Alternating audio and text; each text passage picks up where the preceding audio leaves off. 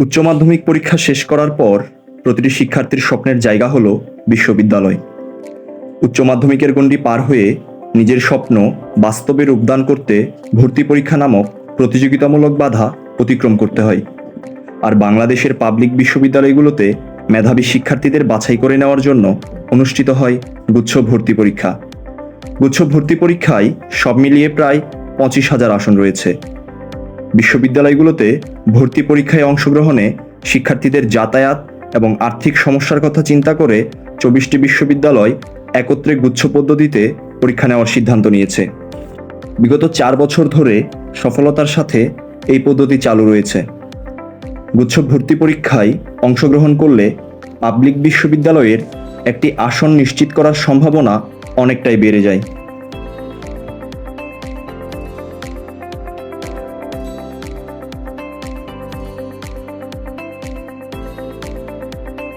চলুন দেখে নেওয়া যাক গুচ্ছ পদ্ধতিতে পরীক্ষা নেওয়া 24টি বিশ্ববিদ্যালয়ের নাম।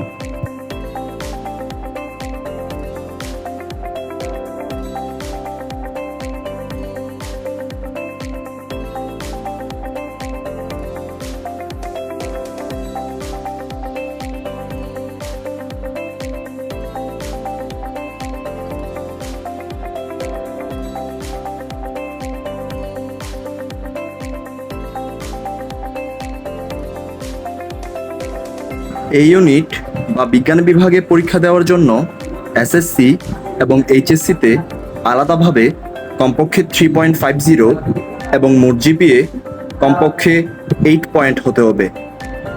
বি ইউনিট বা মানবিক বিভাগে পরীক্ষা দেওয়ার জন্য এসএসসি এবং এইচএসসিতে আলাদাভাবে কমপক্ষে 3 পয়েন্ট এবং মোট জিপিএ কমপক্ষে 6 পয়েন্ট হতে হবে। সি ইউনিট বা ব্যবসায় শিক্ষা বিভাগে পরীক্ষা দেওয়ার জন্য এসএসসি এবং এইচএসসিতে আলাদাভাবে কমপক্ষে 3 পয়েন্ট এবং মোট জিপিএ 6.50 হতে হবে। এবার দেখে নিই ইউনিট ভিত্তিক পরীক্ষার মান বণ্টন।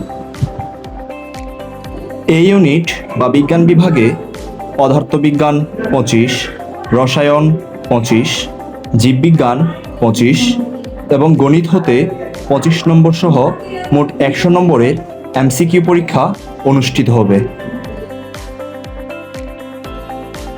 বি ইউনিট বা মানবিক বিভাগে বাংলা 35, ইংরেজি 35 এবং সাধারণ জ্ঞান হতে 30 নম্বর সহ মোট 100 নম্বরের এমসিকিউ পরীক্ষা অনুষ্ঠিত হবে। সি ইউনিট বা ব্যবসায় শিক্ষা বিভাগে হিসাব বিজ্ঞান 35, ব্যবসা সংগঠন ও ব্যবস্থাপনা 35, বাংলা 15 এবং ইংরেজি হতে 15 নম্বর সহ মোট 100 নম্বরের এমসিকিউ পরীক্ষা অনুষ্ঠিত হবে।